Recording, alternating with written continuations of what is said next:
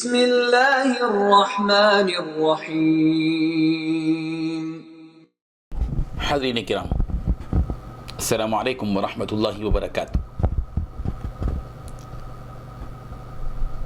ہم یہ چاہتے ہیں کہ ہماری عمر میں اضافہ ہو، ہماری عمر طویل ہو۔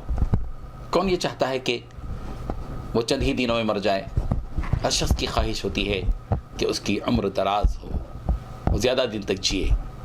کوسٹ بوڑھے سے بھی اگر آپ پوچھیں گے کہ کیا آپ کل مرنا چاہتے ہیں، تو کہے گا کہ نالائق، میرے مرنے کی فکر کر رہا ہے، غصے سے بے قابو ہو جائے گا، مارنے کے لیے تیار ہو جائے گا۔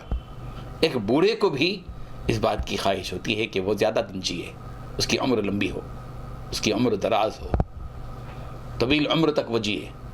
اس کی خواہشات کی تکمیل ابھی باقی ہوتی ہے، خواہشیں ختم نہیں ہوتی، عمر باقی رہ جاتی ہے، عمر ختم ہو جاتی ہے، خواہشیں باقی رہ جاتی ہیں۔ لیکن سوال یہ ہے کہ اگر کسی کو لمبی عمر جینا ہو تو اس کا فارمولہ کیا ہے؟ کہ اگر کوئی شخص یہ چاہے کہ اس کی عمر لمبی ہو، پیارے پیغمبر صلی اللہ علیہ وسلم نے ایک فارمولہ دیا ہے کہ من وقر اباہ طالت ایام، جو اپنے باپ کی توقیر کرتا ہے، جو اپنے باپ کی تعظیم کرتا ہے، جو اپنے باپ کا ادب اور اس کا احترام کرتا ہے، طالت ایام، اس کے دن بڑھتے ہیں، لمبے ہوتے ہیں، اس کی عمر بڑھ جاتی ہے۔ ضرورت اس بات کی ہے کہ اس بات کو ہم اپنے ذہن میں رکھیں، ہمارے دل میں کہیں یہ خواہش نہ ہو،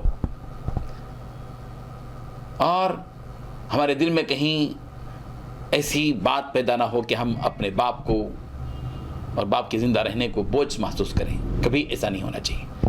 آج اگر ہم اپنے باپ کے وجود کو بوجھ سمجھیں گے کہ کل ہماری اولاد ہمارے وجود کو بوجھ سمجھے گی، پھر وہی تاریخ دہرائی جائے گی۔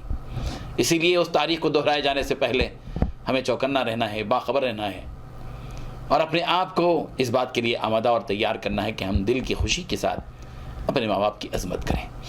ماں باپ کی عظمت، ان کی توقیر، ان کا ادب، ان کا احترام، ان کی خدمت، ان کی اطاعت، ان کی فرما برداری، ان کے ساتھ حسن سلوک، ان کے لیے جھک جانا، ان کے سامنے اپنے آپ کو خدمت کے لیے پیش کرنا، یہ رسمن نہیں ہونا چاہیے، لوگوں کے دکھاوے کے لیے نہیں ہونا چاہیے، یہ سماجی دباؤ کی بنیاد پر نہیں ہونا چاہیے، بلکہ اس رشتے کی بنیاد پر ہونا چاہیے جو اللہ تبارک و تعالیٰ نے رشتہ قائم کیا ہے، کہ اللہ تبارک و تعالیٰ نے دنیا میں ہم کو ایک ماں اور ایک باپ سے پیدا کیا ہے، اور یہ ظاہری دنیا، ظاہری اسباب کی روشنی میں اصل تو اللہ تبارک و تعالیٰ کا ارادہ ہے جس سے ہم پیدا ہوئے، لیکن دنیا کی ظاہری اسباب کی روشنی میں اللہ تبارک و تعالیٰ نے جن کے ذریعے سے اس دنیا میں ہمارا وجود بخشا ہے وہ ہمارے ماں باپ ہیں، جن کے ذریعے سے ہم اس دنیا کے اندر آئے ہیں۔